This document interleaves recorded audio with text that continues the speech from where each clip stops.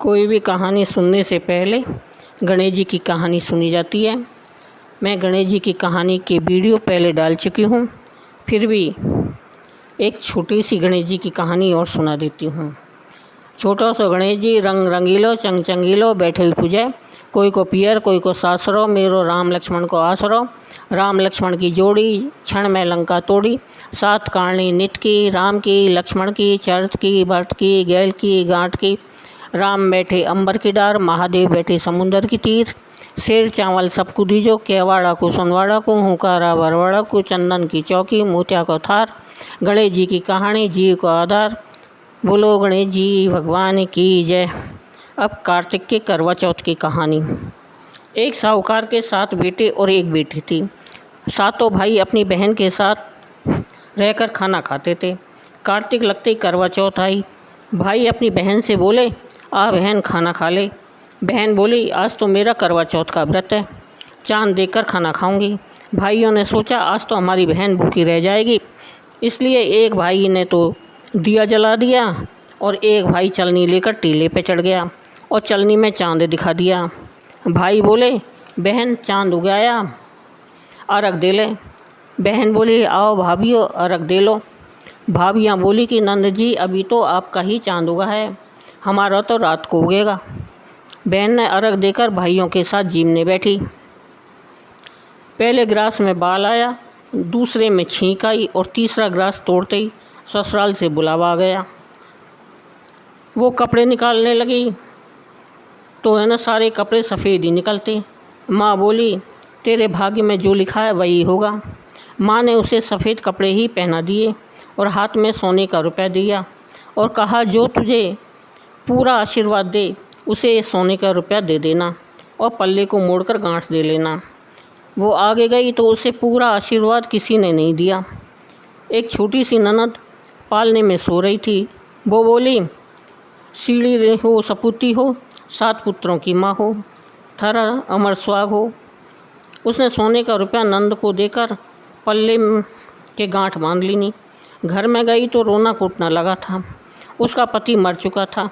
वो बोली, मैं तो अपने पति को जलाने नहीं दूंगी, मैं भी इनके साथ जंगल में रहूंगी।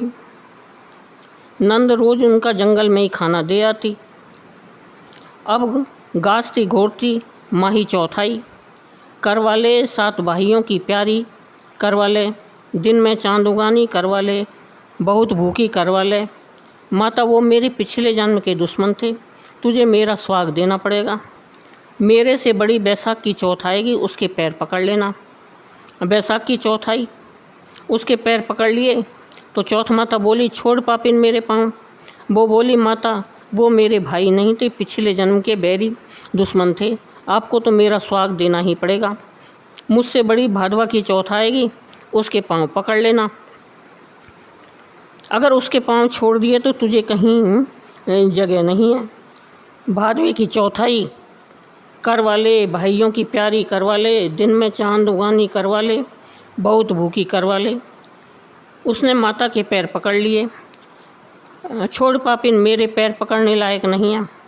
हे माता वो मेरे भाई नहीं, पिछले जन्म के दुश्मन थे, आपको बताना पड़ेगा मैं क्या करूं। माता बोली, तुझे इतनी शिक्षा कौन दे गया। माता मुझे इस जंगल में कौन शिक्षा देगा, आप ही बताओ मैं क्या करूं। तब माता बोली, मेरे से बड़ी करवा चौथ आएगी, उसके पाँव मत छोड़ना। वो जो मांगे वो सब सामान मंगा लेना, बेस और सारे स्वाग का सामान मंगा लेना। दूसरे दिन नंद रोटी देने आई तो वो बोली, नंद जी काजल मेहंदी बिंदी रोली मोली सारा सामान स्वाग का सामान लाना और बेस भी लाना। नंद ने एक एक करके सारा सामान ला दिया। कार्तिक की करवा चौथ आई, करवाले करवाले दिन में चांद देखनी, करवाले बहुत भूखी, करवाले माता वे मेरे पिछले जन्म के दुश्मन थे। और यह कहकर उसने माता के पैर पकड़ लिए। छोड़ पापिन मेरे पाँव, तू मेरे पाँव पकड़ने लायक नहीं है। माता आपको मेरा स्वाग देना ही पड़ेगा, तेरे पास जंगल में स्वाग की क्या चीज़ है। वो बोली, माता आप मांगो वो सभी है। माता बोली, रोली दे मोली दे सटेली दे गठेली दे पतासा दे गेहूँ दे करवा दे जलेबी ला उसने सभी चीज़ें निकाल कर दे दी। माता बोली, तुझे यह ज्ञान कहाँ से आया? हे माता, मुझे जंगल में यह ज्ञान कौन देगा? मुझे तो सारा ज्ञान आपने ही दिया है। माता ने सारी स्वाद की चीज़ों को घोलकर छींटा दे दिया तो उसका पति अकड़ कर बैठ गया और जाते हुए माता ने झोंपड़ी को लात मारी तो महल मंदिर हो गए। सुबह नंद खाना देने आई तो वो बोली, मेरे भाई भाभी कहाँ गए? यह सब कैसे हुआ? भाभी बोली, रात में चौथ माता आई थी, वो ही यह सब कर गई। जाओ नंद, माता जी को बोलो कि पुरानी चौथ का उजाड़ना और नई घड़ाओं और हमें गीत गाते हुए लेने आओ। ननद माँ को जाकर बोली, माँ, भाभी ने तो भाई को जिंदा करवा लिया। और भाभी बोलती है कि उनको गीत गाते हुए लेकर चलो। सासू गीत गाती बहू को लेने गई। बहू सास के पैरों में पड़ी, सासू बहू के पैरों में पड़ी और दोनों एक दूसरे को कहने लगी कि आपके भाग्य से ही सही हुए हैं। सासू बोली, बहू घर चलो और चौथ माता का उजावना करो करके सास बहू बेटे को घर ले गई और सारी नगरी में कहलवा दिया कि पति की पत्नी बेटे की माँ 12 महीने की 13 नहीं तो 4 या 2 चौथ तो हर कोई को करना है। जिसके कोई नहीं हो वो अपने पोते की करना।